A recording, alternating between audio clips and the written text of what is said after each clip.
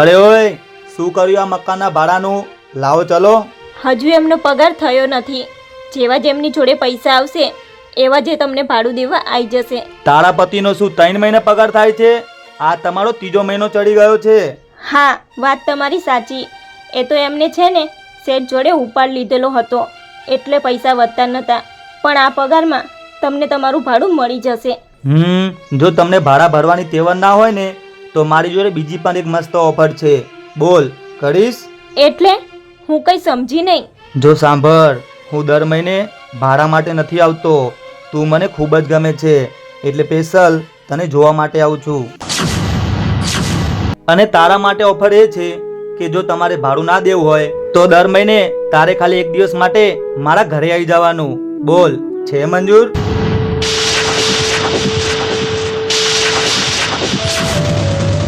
અરે અરે, શું થયું? ના ગમી મારી ઓફર? તો સાંભળી લે, આજે તો ખાલી હાથે પાછો જઉં છું. પણ જો કાલે ભાડું ના મળ્યું ને તો તમને બંનેના ઘરમાંથી બહાર કાઢીશ. ચલો એ.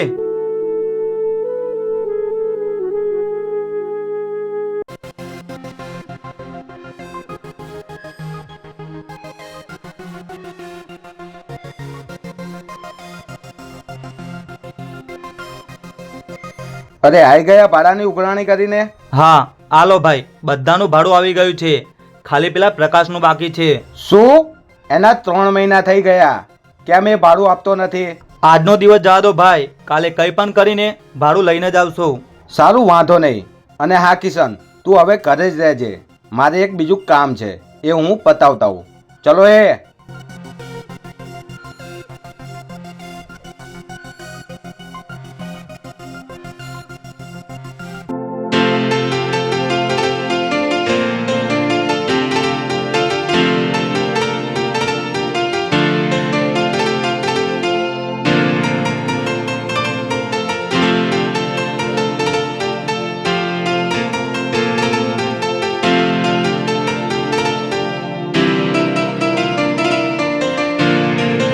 અરે નિધિ, શું થયું?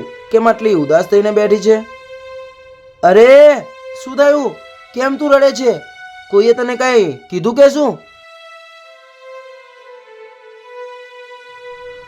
જો સાંભળ, હું દર મહિને ભાડા માટે નથી આવતો. તું મને ખૂબ જ ગમે છે એટલે સ્પેશિયલ તને જોવા માટે આવું છું. અને તારા માટે ઓફર એ છે કે જો તમારે ભાડું ના દેવું હોય તો દર મહિને તારે ખાલી 1 દિવસ માટે મારા ઘરે આવી જવાનું. બોલ, છે મંજૂર? ભૂલ કરી. એને એના મનમાં પણ નહીં વિચાર્યું હોય કે આજે એને કેટલી મોટી ભૂલ કરી નાખી. નિધિ, તું ખાલી આપણા પહેરવા જેટલા કપડાં લઈને મામા જ્યાં રહે છે ત્યાં પહોંચ. હું આવું. એ હરામખોરે તારી સાથે જે વાત કરી છે એનો હિસાબ લઈને. અરે એક મિનિટ ઊભા રહો. તમે ગાંડા થયા છો કે શું? જો તમે એમની સાથે દુશ્મની કરશો તો આપણું અહીંયા રહેવું ભારે પડી જશે. અને આપણો જે સામાન પડ્યો છે એનું શું કરશું? અરે તેલ લેવા ગયો ઘરનો સામાન, એનાથી વધારે મને તારી ઇજ્જતની પડી છે. અને જો કોઈ તારી ઇજ્જત ઉપર નજર નાખી જાય તો એ મારાથી જરાય સહન ના થાય. તું જરાય મોડું કર્યા વગર કપડાં પેક કરીને પહોંચ મામાના ઘરે. હું મારો હિસાબ પતાવીને સીધો ત્યાં જ આવીશ.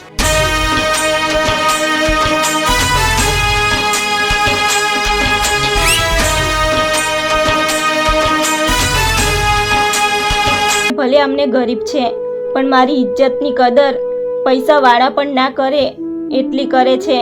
અને જ્યારે જ્યારે વાત મારી ઇજ્જત પર આવે છે ત્યારે સામેવાળાની આય બને છે.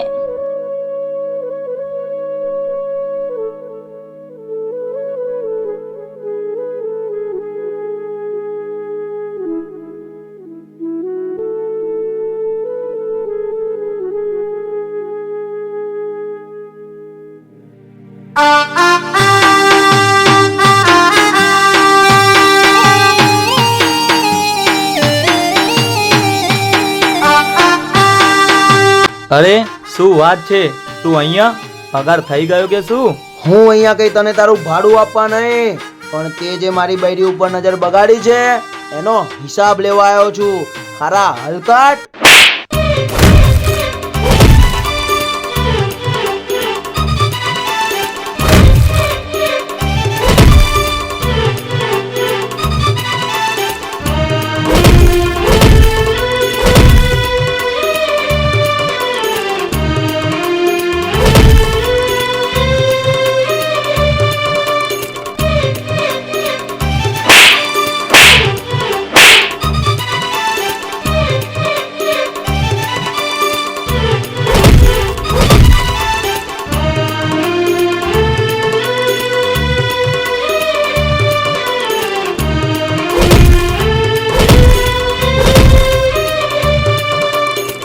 હવે પછી મારી વહુ ઉપર નજર બગાડવાની વાત તો દૂર, જો એના સામે પણ આવ્યો છે ને તો તને કાપી નાખીશ, યાદ રાખજે.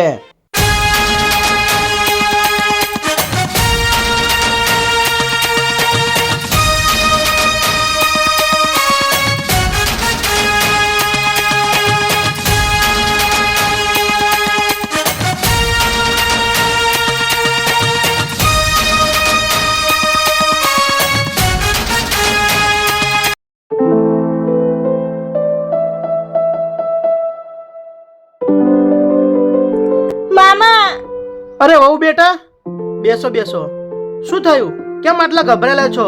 અને આ હાથમાં થેલો શું થયું? મારા ભાણાએ કંઈ કર્યું તો નથી ને? ના મામા, એમને તો કંઈ જ નથી કર્યું, પણ આજે થયું એવું.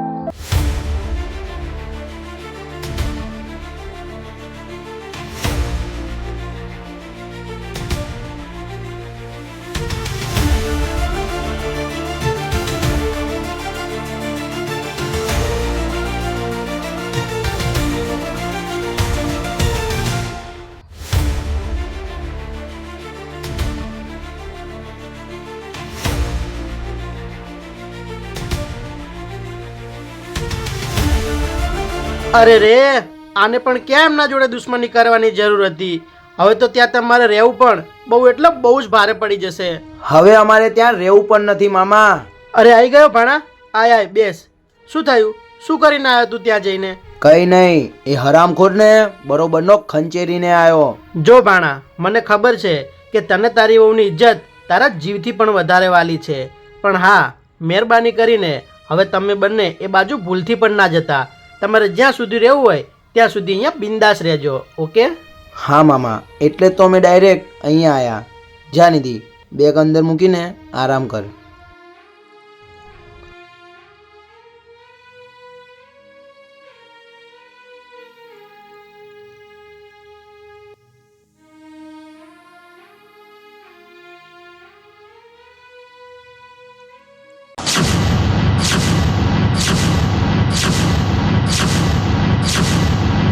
અરે કિશન, કિશન, આ શું થયું તને? એ આને ઊભો કરીને ખુરશીમાં બેસાડો.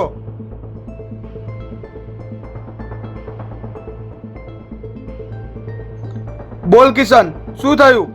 કોને તારી આવી હાલત કરી? ભાઈ, આપણો પેલો ભાડિયાત છે ને પ્રકાશ, એને મને માર્યો. શું? પણ શા માટે? ટાઈમસર ભાડું નતો આપતો તો હું એની વહુને આડવડું બોલ્યો તો એટલે. આ વાત છે એમ? હવે તું જો કિશન, જેવા હાલ એને તારા કર્યા છે એનાથી પણ ખરાબ હવે હું એના કરીશ. ચલો એ મારી સાથે.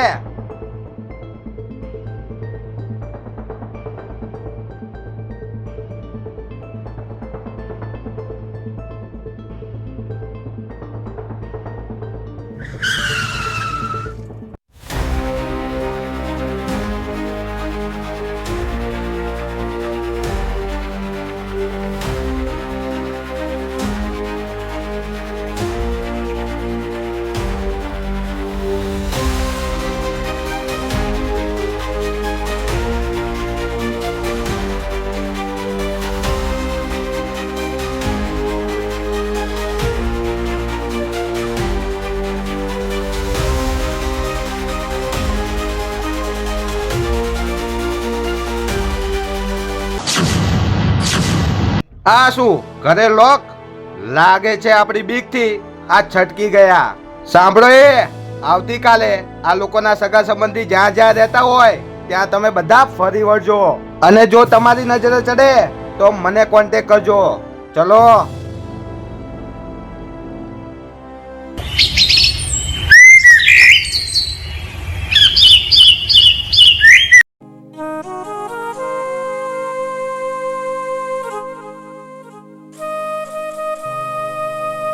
ભાણા, તમે બંને ઘરે જ રહેજો અને ઘરનું ધ્યાન રાખજો. હું જઉં ખેતરે, હો? અરે મામા, એ તો ઘરનું ધ્યાન રાખશે આનીથી. ચલો હું પણ આવું તમારી સાથે, એ બાને મને પણ થોડો અનુભવ થાય ને ખેતરનો. હા, વાંધો નહીં, ચાલ. સાંભળો, તમે ગામ બાજુ થઈને જ જાઓ છો ને, તો મામાના ગામનું જે પેલું પ્રખ્યાત મંદિર છે બ્રહ્માણી માનું, મારે ત્યાં દર્શન કરવા છે, તો મને પણ સાથે લેતા જાઓ ને. ત્યાં દર્શન કરીને હું પાછી આવતી રહીશ. હા વાંધો નહીં, જા ઘર આડું કરતી આય.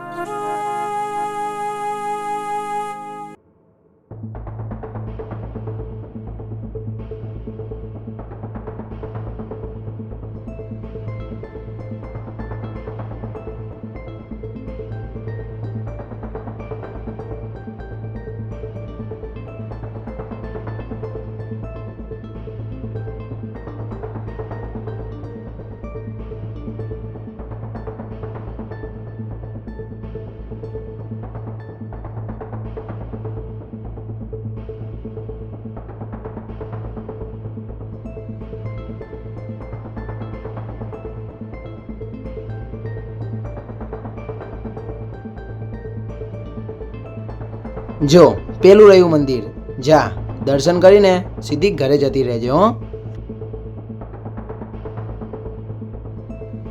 રાજભાઈ, મેં તમને લોકેશન નાખ્યું છે, ત્યાં ફટાફટ આવી જાઓ, તે લોકો મળી ગયા છે.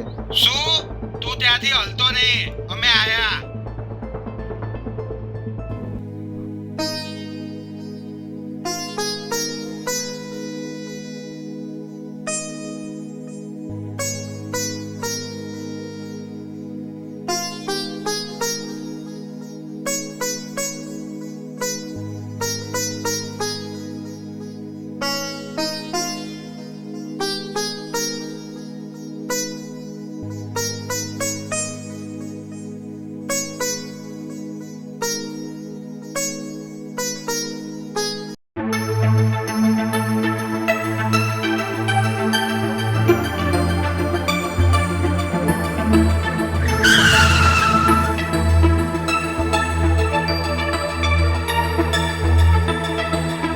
બોલ કરણ, ક્યાં છે? ભાઈ, પ્રકાશ તો ક્યારનો આ બાજુ જતો રહ્યો, પણ એની વહુ હમણાં જ આ બાજુ ગઈ. તો ભાઈ, પહેલા એની વહુને ઉઠાવો, એટલે આપોઆપ આવશે આપણા જોડે. ચલો એ.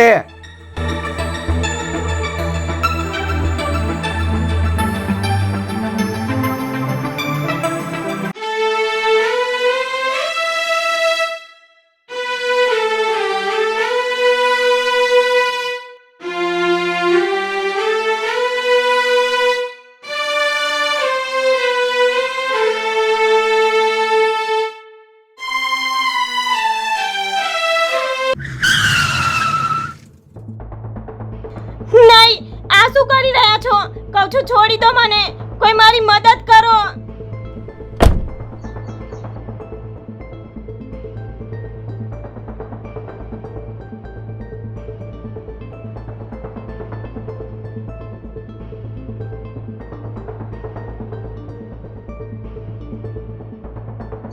સાંભળો ભાઈ, સારું થયું તમે મળી ગયા. મારે તમને એક વાત કહેવી છે. થોડી વાર પહેલા જે બેન તમારી સાથે હતા ને, એમને 4-5 લુખાઓ કિડનેપ કરવા ગયા છે.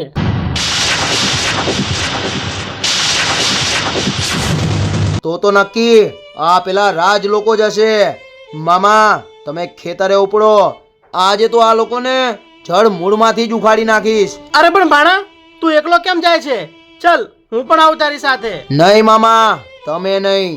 જો તમે મારી સાથે આવશો તો એ લોકો પર દયા ખાઈને તમે મને રોકવાની કોશિશ કરશો, પણ આજે આ તમારો ભાણો કોઈ એટલે કોઈનાથી નહીં રોકાય.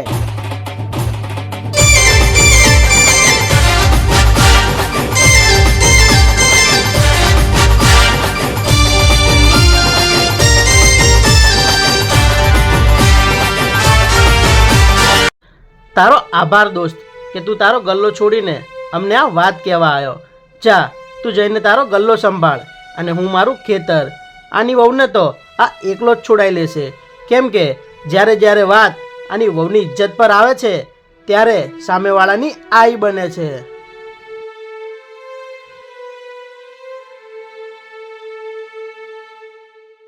હવે તારો પતિ અહીંયા આવશે અને હું એની જ સામે તારી ઇજ્જત લૂંટીશ, ત્યારે એને ખબર પડશે કે એને કોના ઉપર હાથ ઉઠાવ્યો હતો. મારી ઇજ્જત લૂંટવાની વાત તો દૂર, જો તારામાં તાકાત હોય તો મને ખાલી ટચ કરીને બતાય. આ વાત છે એમ? તો હવે જો. મારો વિખરેલો વાઘ આવ્યો.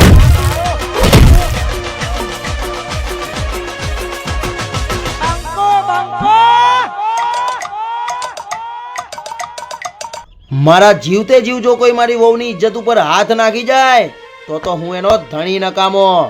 ગઈકાલે તે ખાલી આના ઉપર નજર બગાડી હતી તો મેં તારા એવા હાલ કર્યા હતા, તો આજ ખાલી વિચારી લે તારા શું હાલ થશે.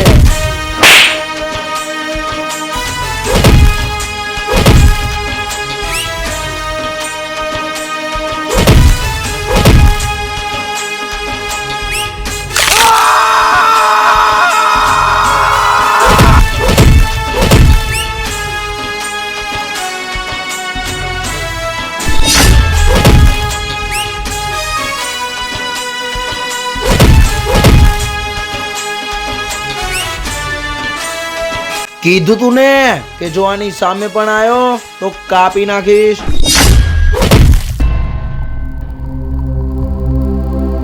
કિશન!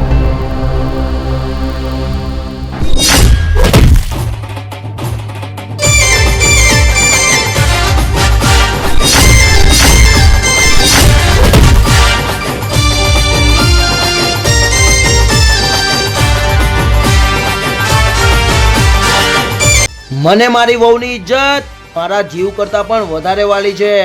જો એના માટે મરી જવું પડે કાં તો ગમે તેટલાને મારી દેવા પડે તો યા એનો ધણી પાછો ના પડે. ચાલ નિધિ, થઈ ગયો આપણો હિસાબ પૂરો. તો મિત્રો, કેવી લાગી તમને અમારી આ સ્ટોરી? મજા આવી ને? અને હા, આપણી આ સ્ટોરીનો મિનિંગ એ જ હતો કે આપણા પતિ ભલે પૈસા ટકે ગરીબ હોય, ભલે એની પરિસ્થિતિ ખરાબ હોય, પણ જો એ આપણી ઇજ્જતની કદર એના જીવથી પણ વધારે કરતા હોય ને, તો સમજી લેજો એનાથી અમીર કોઈ એટલે કોઈ નથી. કેમ કે એક સ્ત્રી માટે સૌથી વધારે કિંમતી એની ઇજ્જત હોય છે. એટલે જે કોઈ પણની લાઈફમાં જો આવા પતિ હોય ને, તો એમની કદર કરજો. ભલે એમની પરિસ્થિતિ ગમે તેવી હોય, પણ એમને પૂરેપૂરો સાથ આપજો. જય માતાજી.